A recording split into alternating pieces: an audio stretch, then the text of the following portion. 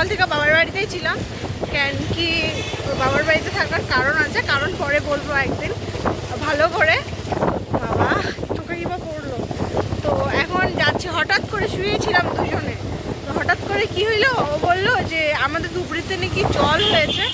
তো বেসিক্যালি এটা একটা খারাপ জিনিস যে অনেকে হয়তো জলে ঘর ঠর সব মানে ডুবে গেছে বা ভাঙছে, আমরা সেই সব এনজয় করতে যাই, কেন কি আমরা যেই মানে জায়গাটাতে থাকি সেখানের মধ্যে কি হয়, জল হয় না, মানে জল হবেই না কখনো।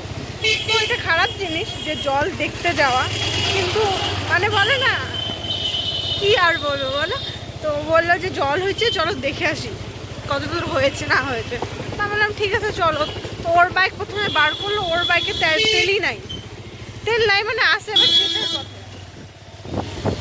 তো বাবার বাইক নিয়ে বের হয়েছি। তো তোমরাও দেখো জল কতদূর কি না কি, আমি দেখি নাই, আমি আজকে জাস্ট শুনলাম যে জল হয়েছে নাকি, তো আমি তো জানি না। তো চলো তোমরাও দেখতে থাকো, তোমাদেরকেও দেখাই, ঠিক আছে। আর আজকে একদম নো মেকআপ লুক, শুধু লিপস্টিক দিয়েছি আর কিচ্ছু দিইনি, কিচ্ছু দিইনি। মাস্কারা আই গেস দিয়েছি, তাও মুছেই গেছে হয়তো ভিজে টিজে। তো তোমরা দেখতে থাকো, ঠিক আছে।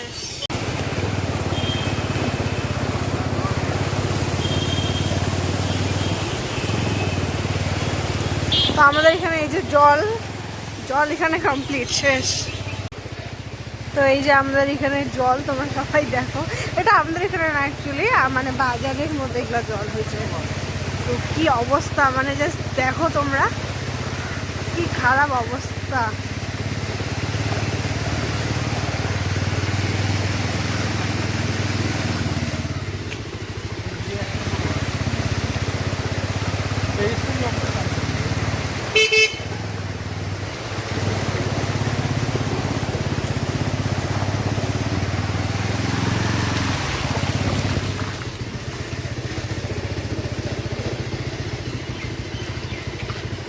পালনায় মনে হয়, এটা ধুবড়ির পালপাড়া এরিয়াতে কি জল যাচ্ছে।